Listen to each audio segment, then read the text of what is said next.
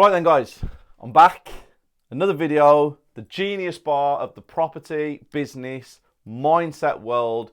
I am here for you guys to give you all the information you need, answer all of your questions, give you breakdowns, talk about things that I've been through so it helps you on your journey to get to the next level or even start. I am here to help.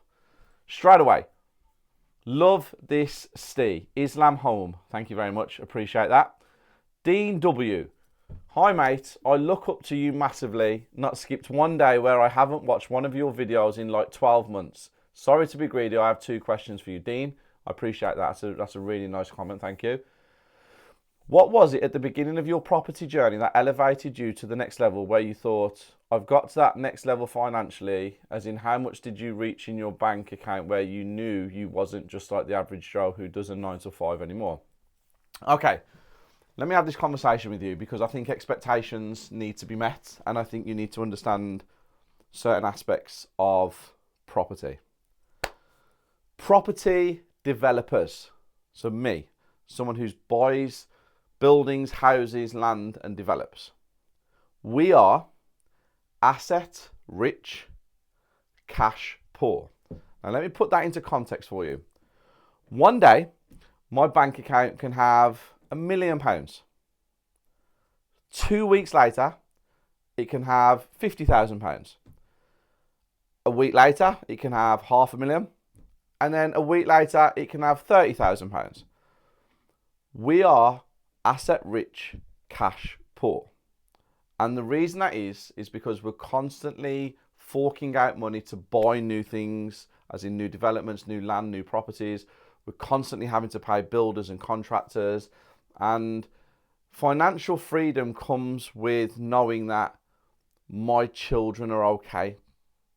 Because all of this, what I do now, pays off in 20, 30 years. You see the niceties I have. You all know the niceties I have.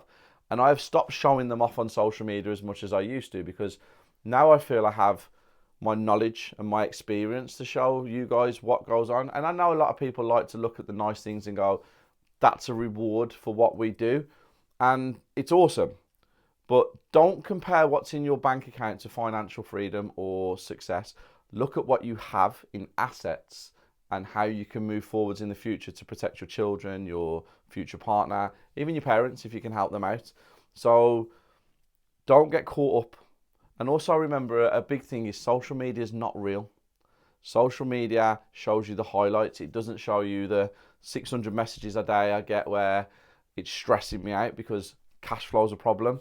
It doesn't show you the delays, the problems, the moaners, etc., etc. So my advice, get your head down, concentrate on what you want to do, give it your all, 150% a day. Don't listen to the negativity on the outside and keep going. It's not about how much money you have in the bank account because rich people usually don't have a lot of money in the bank account. Do you still get the buzz to this day when you see your bank balance like you did when you very first made good money, or do you become adjusted to that kind of money? Money comes in. So I had £250,000 of refinances last week. It's straight out, instantly, straight out. Got some more refinances coming in hopefully this week, and then next week it'll be in, out, straight away. I still get a buzz, but the buzz has died down a bit because it's a business and I'm here to make sure that my family are okay. So interested to what it must feel like being in your position. This is coming from someone who's 34, works 7 days a week. Mate, I work 7 days a week, 20 hours a day. And the only thing that I can say to you is I live in a beautiful house. I have a beautiful family. Financially, I'm okay to an extent. I have a lot of assets, but more importantly, my family are safe. And that is my success. Keep going. Don't worry about where you're at now. I started at 30. Don't worry about where you're at. Push every single day, 150%. Get 1% better every single day when you push 150%. And don't compare yourself to others. Success is not this. You don't always have to be moving like that. Put your arms out and success can be like that. You can move forwards sideways. You can move forwards at certain degrees. It doesn't always go like that. It can be very difficult, but choose your difficult. James and Audrey, thanks, boss man. We will try and get hold of the email address and phone number. That was about the leasehold yesterday. So, yes, guys, no problem. VJ, thank you so much, Steve, for answering to my question on kitchen worktops and splashbacks in your previous episode. However, you missed the answer on how to avail the best discount on Howden's kitchens. Get an account, go into Howden's, tell them what you do. Try not to play Howden's off against each other. That's my advice to you. Don't take a receipt from an invoice from Howden's. That's a quote, not an invoice, a quote, and then take it to a different Howden's and try and get them to beat it. Yes, they are all individual, but they don't like it. Just make connections. I understand you like islands in the kitchen. Sorry, I can't understand that. I understand you like 2 islands in kitchens. Can you explain or illustrate what is the rule you follow when planning to place an island in the kitchen? On my recent visit to Howden's kitchen, I understood there were 3 varieties of kitchen doors: chipboard, MDF and real wood. What do you generally use for your kitchens? What's your thoughts on chipboard, etc.? Chipboard can damage quite easy, MDF's quite solid, and real wood's real wood. 3 different prices. You've got to pick which one goes into your properties accordingly to the end user and what you're using it for. Everyone thinks that they should go cheap on very cheap HMOs, and that's not my opinion, because HMOs you need to have hardware in, never real wood obviously. And then your standard buy-to-lets, if they're bungalows, you can go chipwood or chipboard, it's not going to be a problem. Real wood, high end. And when it comes to an island, islands are a great feature, and obviously the kitchens are the heart of the home. That's where the money's made. When somebody walks in to buy your house or rent your house, the kitchen is mainly the feature that they go, oh my God, this is what I want. So islands, you just basically need to understand, say this was an island, do I have enough walkway to pass regulation? You should do, because you can get smaller or bigger islands. But does it aesthetically look good in the kitchen? Because some kitchens might not look good with an island, and everybody wants to force one in there. So you've got to make that decision yourself. You should be able to spot it. Your vision, your eye, everything when you walk in there, that's how you know whether an island's got to be in there. Hi, Steve. As always, thank you for your efforts and your response to all my questions since starting your weekly question answer. I know I have some creative ways to attack direct to vendor sourcing, but can you possibly share some of your own tips and tricks related to this kind of property sourcing if you've used it in the past? As I see, it's not often spoke about, and from my point of view, it's a huge missed opportunity. What are your thoughts? Because it probably may require a big effort on your part as sourcing through an agent or deal source, and most of the work is done. Andrew, direct to vendor leads. How do you get in front of the owners of properties? It's not rocket science. It's not difficult, and it's not hard. Word of mouth will always be the most important way of finding direct to vendor leads. Okay. Secondly, if you go onto Rightmove, which is the one that everybody uses in the country, Purple Move, Chosen Homes, Your Move, I don't think it's Chosen Homes actually, Your Move, some Yopa, you can book viewings through them where you actually have the viewing with the vendor, the owner of the property, because they use those types of platforms because it's cheaper to market their properties. So you will actually get to go and see the owner, which is a direct to vendor lead. You can have conversations, you can ask why they're selling it, what they need, what they're asking for. You can touch on whatever pain points they've got and see if you can add value to their life. And if it's an exchange of value, you might be able to get a cheaper deal than what you was going to get through an agent. Solicitors, probate solicitors, conveyancing solicitors, accountants for people who are going bankrupt or need to sell stock in order to keep moving forwards. There's so many ways. You just need to think about it. And yes, it is difficult to get direct to vendor leads, but it's achievable because I do it every single day. And I started from zero, no followers, no social media following, zero anything, and I built it up to what it is today. So you can make it happen, and it does work. Hi Steve, I always use bridging finance for my flips. My question is, what will a lender actually do if you agree to go past, if you're going to go past the 12, 8, and 24? They will issue you with a fine, so your interest rates will pop up. So if you go over your bridging term and you've not agreed it, and you just do it, bridging ends, they charge you an extension fee, which can be extortionate. They'll charge you 2, 3, 4%, which can be extortionate. and then they will give you a timescale before they want it paid off, and then they'll say we're going to issue proceedings to reclaim the property from you. That's why communication is key. Great content, Steve. Yet again, I want the Section 21 video. Yep, it's coming. If Howdens is what you use for kitchens, what is your approach for bathrooms? I have a fantastic supply for bathrooms in Nottingham. Incredible. My prices can't be beat. He is the best. He supplies most of the people in the country. So if you want any help, comment for today's video. Put your email address in there. I will reach out to you and I will give you my contact in Nottingham for you to get bathrooms at prices that most people can't. How do you approach a bathroom renovation? Very simple, a bit like the kitchens when I just explained about the cupboards. I base it on the end user and the value of the property.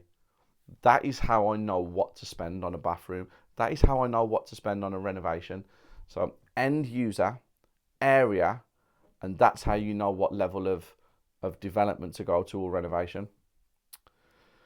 Hi Steve, Dean Kersley. Hi Steve, I'm a member of the Property Circle and I've completed your online course for deal sourcing. I live in Scotland just now, but I was wondering, is it worth coming down for a day course or does it only benefit property in England and Wales? Thanks and keep up the good work. Dean, if you're a member of the Property Circle, I will get your number off my system and I will give you a call today and I will have a conversation with you about what I think you need to do. Also, I've bought a property in Scotland, so maybe we can meet up at my property in the next 2 weeks. Dino, my plan is to replace my current income of 2.1k after tax. Would you suggest deal sourcing and going on the tours with Jay and Kevin Musk? 100%. Deal sourcing can replace your income like that. 2.1k, one deal, it can work. You've got to put the effort in. You've got to get the correct education. You're the one that's going to make it happen. Coming down to my sourcing days and my tours with my team will only benefit you because you're around the right people, you're listening to the right things and you're seeing what is going on. We had one the other day and I was there and we went and viewed a property and I think the property's got subsidence and I explained why, how and what I think needs to be done to rectify it. 20 people, that kind of knowledge, exceptional. You can't buy that on a course because it's on live site visits. So yes, I would highly recommend it.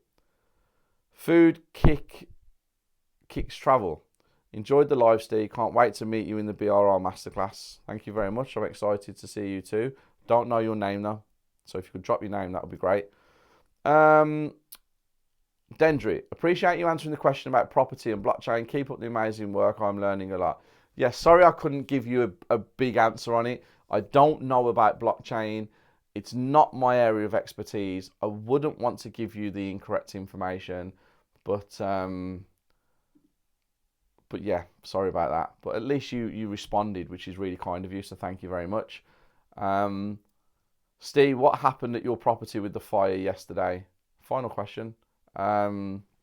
Yes, I can talk about that. So, I own a property in Sutton Coldfield and the property is empty right now. But I got a call from my gardeners yesterday, my landscapers, because my landscapers go around my empty properties. They make sure the grass is cut, they make sure everything's okay, weeded, front drives are weeded if it needs de-weeding. And they called me up and they said, Steve, there's a lady sitting on a chair in the back of your garden around a fire where she's burning items. And I started laughing and I was like, what do you mean there's a lady sitting at my garden? So they sent me a video. Lo and behold, there was a lady sitting in my garden. It's a very sad story. I didn't know anything about it at the time. My project managers was all over doing bits and pieces and I was supposed to go for a meeting. So what I did was I got in my car, I drove to Sutton, which is about 50 minutes from my house, and I met Phil there because Phil only lives around the corner. And when I got there, there's a lot of neighbours out, could smell the fire, went round the back of the house. Lo and behold, there's a lady, set a fire in my garden, but she was actually sitting in a camper van. She had a camper van parked at the back of my house. So her windows were open. Obviously, I'd already seen the video that it was her, so I recognised her. And it was right outside the back of my garden. Fence panel was moved. So I don't think she did that. If I'm honest with you, I think that was just I don't know what it was, but I don't believe she did that. Um, so I said, "Excuse me," and she like basically was like, "What do you want?" I said, "You've set fire in my garden. Is there any reason why you've done that?" And she was like, "What's it got to do with you?" Within about a second and a half of her response, I realised that she hadn't even finished the sentence. I realised that there was something wrong. Could tell in her mannerisms, could tell in her voice, and where my garden ends, there's a drive, like a path where she got the vehicle down, and then I own the land behind it as well, and I believe I own the garage as well. She said that the garage was hers, and I was like, I actually own the garage, and she's like, no, you don't. I own the garage. And then there was some rubbish dumped on some land which was mine, which I don't know who dumped some rubbish. It wasn't rubbish as in household waste. It was garden material like bushes and stuff like that. It wasn't a big problem. There was a lot of it though. And she was like, why is that there? Because that's where I used to park my vehicle. I was like, it's my land. It doesn't matter why it's there. Are you okay? Can I help? And she was like, inside that garage are lots of documents and stuff, and I'm burning them and I want to get rid of them and things like that. Then I hear the sirens because obviously people have phoned the police. And police turn up, two police officers, really nice actually, police officers to be honest with you.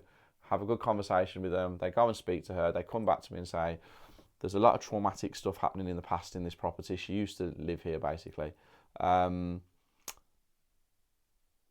What do you want doing, Stephen? We can arrest her for trespassing. We can arrest her for criminal damage because it is criminal damage on your property. So what would you like us to do? And I was like, I don't want her arrested by any stretch of the imagination. She's not caused any drama. She's caused a lot of drama on the street, but she's not caused me any problems where there's any damage. I can get a skip. I can remove all these bits and pieces. It's not the end of the world. I don't want her arrested. And I said, okay, we're not going to arrest her. Then she kicks off with the police officers. And then the police officer said to me, she just wants to empty that garage. And I'm like, okay, 10 o'clock tomorrow morning, I will send a couple of my team down there. And they was like, will you come and speak to her? So I went and spoke to her. Still aggressive, but not because she wanted to be aggressive. And I offered her to send some of my team down to help her empty the garage, but we'll touch what she wants us to touch and not what she wants us to touch. She was like, how much is a skip? I said 250 to £300. I could see her face. I was like, I'll buy the skip, don't worry. I'll get a skip delivered here for 10 o'clock tomorrow morning for you. And then she went on to tell me what actually happened in the house and what had happened to her and traumatic experiences and X, Y, and Z. And you know what it was? What started out as a bizarre situation, someone setting fire to some documents and bits and pieces and items in my garden randomly in the middle of the day, turned out to be somebody who is probably just trying to close off a very traumatic period in their life and maybe struggling. I noticed in the van as well that there was lots of pictures of kids, big pictures as well, like big posters and drawings, and you could see it was her grandchildren or maybe her children when they were younger. She was also drinking out of the camper van, and you could see she slept in the camper van because you could see the bed. So that was probably her home. The police officer said that I handled it very well and it was very kind what I did. My take on it, okay? Things don't always go according to plan. Life doesn't always go how you expect it to go. And we all have difficulties. We all have problems. Shit happens. It's life. It's how you deal with it. And everybody's brain is in a completely different state. Everybody deals with things in different ways. I deal with things in certain ways. You deal with things in certain ways. My team deals with things in certain ways. We can't judge how somebody is going to deal with a problem. But what we can do is we can judge and we can make a decision on how we react to circumstances and situations. And I knew within a second and a half that there was something wrong yesterday, just by me being me. Now, some of you might not be able to pick up on that. My reaction yesterday could have potentially pushed her one way or another way. Imagine if she went and spent the night in the cells and all she was trying to do was get some hurt out of her body. Imagine if I went down there ranting and raving. Imagine if I did other bits and pieces. And she was very angry at first. Your reactions can be controlled, and you just need to make sure that you take a look at what's going on, basically. And it was a very, very, very difficult situation to deal with. It played on my mind all night. All night long I've thought about it. All night long I've thought about it. Woke up this morning, first thing I was thinking about. And I have 1,000,001 things that I have to think about, but that came on my mind first. My Be Nice, Be Kind slogan is not just a slogan. When I say be nice, be kind, I actually mean it. Because if you go on social media and you go out to the world and you start airing your dirty laundry and you start naming and shaming people and you start doing things, you've got to look at the consequences that could come from it. You've got to look at the after effects. You've got to look at the ripples it could cause. Deal with things properly. Social media has actually makes people think that they're invisible. That's what social media does. I'm untouchable. I can say anything I want to anybody. You see how that turns out a lot of the times when people try and pick on other people. Sometimes it ends up violent. Sometimes it ends up in lawsuits. But you've got to make sure that you don't jump on bandwagons and you never, ever, ever, ever attack somebody. Ever. Never. No matter what is going on, you deal with it privately and you deal with it amicably and you make sure that you judge what's going on in that situation, because you need to look at the after effects. We call them ripples. You've got to make sure that the ripple doesn't lead to something that you caused. So that yesterday was something I've never dealt with, and I hope I never deal with something like that again, because I didn't like it and it wasn't nice. I tried to deal with it the best I could. I've offered to help as much as I can, and hopefully that lady finds peace. Hopefully, because there's no point being stressed about stuff in this world, because we're here for a very limited time. Sorry for rambling on. Sorry for ending it with that. But you know what? Your mindset has to be focused on you. Positivity will outweigh negativity every day of the week. If you're around negative people, get rid of them. Get out the way. Move. Stay away from them. You don't want to be a part of negativity. You only want to be surrounded by people who are positive and doing things that are going to lift you up. That's the key. And guys, I'll be back tomorrow with another video for you guys, because consistency always, always, always wins.